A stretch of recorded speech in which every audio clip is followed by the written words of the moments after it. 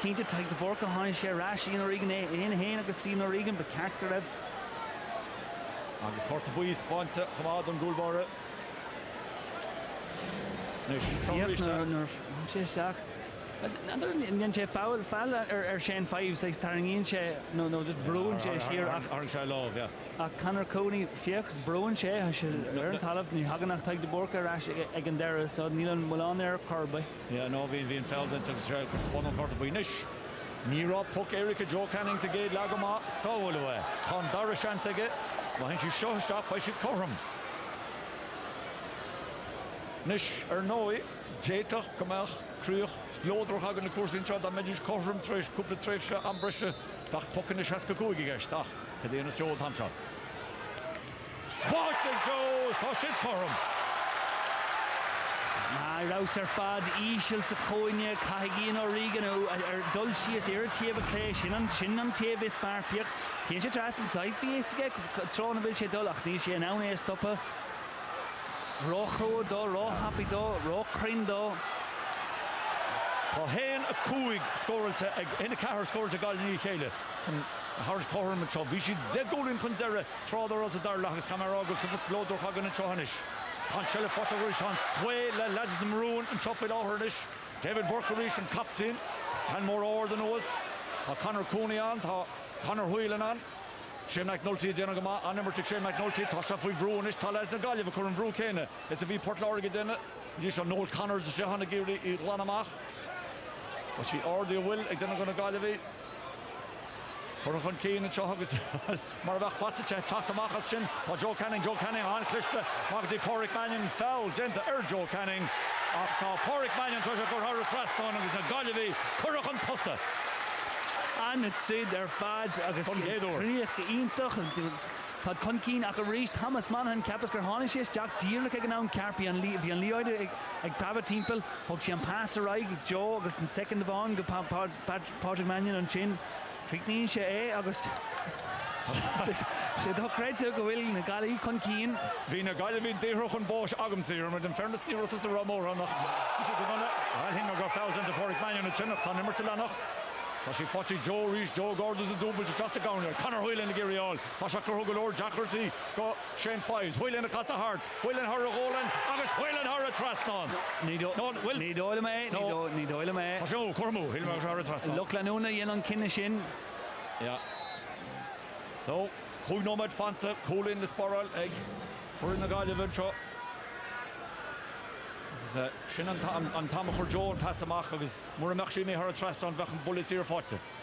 Tá sí tuite síos tá seileh gaiileorí agus tá rúthar eisteach, swé eisteach Shane McNulty déna th bar sin an nimmer tu Shane. Agus Shane á bolisteach sa spás in is bainna heilear na teach trasán seo. Shane go maithe sin ag Adrian Tuohy, Paul Killeen na teach trasna. As Killeen trasna go Adrian Tuohy ríist. An fís skille ag Tuohy sin agus é búteach ag ísile dro Conor Whelan.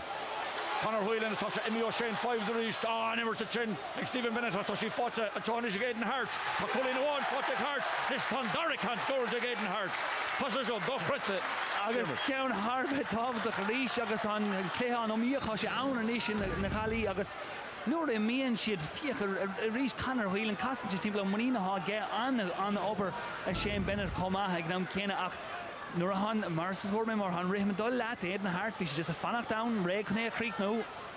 An tucamach a titiminis tá Brian Halloran gur seileh áil. Agus tá sí fáte Joe Canning tatamachchas tá róla tá Canrot tucha ag Joe anneo. Agus is sin búteisteach.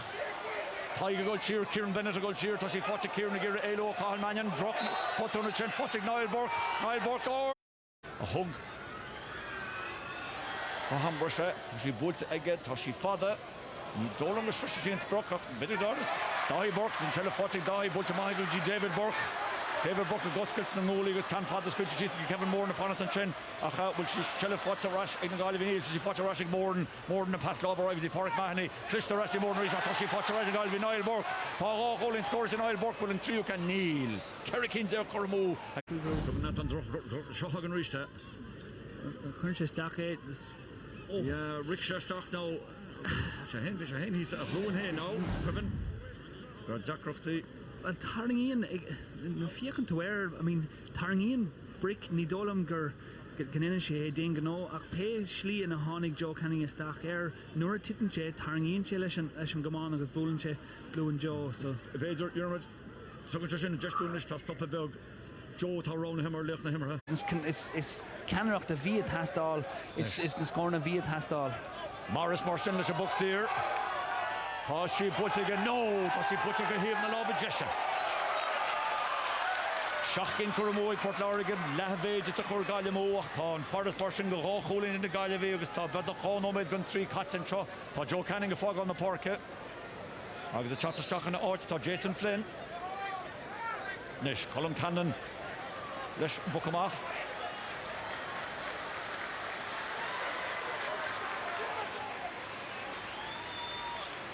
agus an sele bach rís Zé foti David Burke here in Jagreamer go on David Burke har a trasnán 3 hole in the top and catch sin a chéad Cannon agus Joe Canning Curran Burke and dar court the boy scored score fought ag Joe and Chen so 3 hole in Ars Burke Hannah Joshua Cole all and Canchin Emi or 4 agus tá Galway, who will advance to the final four, the 2010 league winners. A terrific second half comeback. They've beaten Waterford by 222 to 290. I suppose probably looked dead and buried for us all at a period, but you know I think since we took over the job, it's the one thing we've asked the boys for is work rate and an attitude and trying to bring consistency in that, and in fairness I thought they showed that in abundance today. And you know, even though we were 10 points down midway through the second half, or maybe they didn't give up and they stuck at it, and score by score we brought it back, and that's just testament to them. Lots of real positives for us from our point of view. That 6 deputants, 9 changes to the team last week. So really, essentially, we got what we wanted out of the game, bar the victory. But lots of good things and lots of positives to look into the summer. Yeah, a Joe Canning inspired comeback, even if he didn't finish the match itself. Eddie, about 20 minutes into this game, you couldn't see Galway winning it, and in actual fact, you couldn't see Waterford losing it either. Yeah, it reminded me of an inter-county challenge you'd see off in a quiet pitch somewhere out of the way where there's a bit of ebb and flow, and you'd have to say, were Galway still in bed or something, because they were half asleep in the first half. Their body language was poor. As I was looking at the score there, they went 11-2 down early in that first half. They got it back to 15-1-9 at half-time.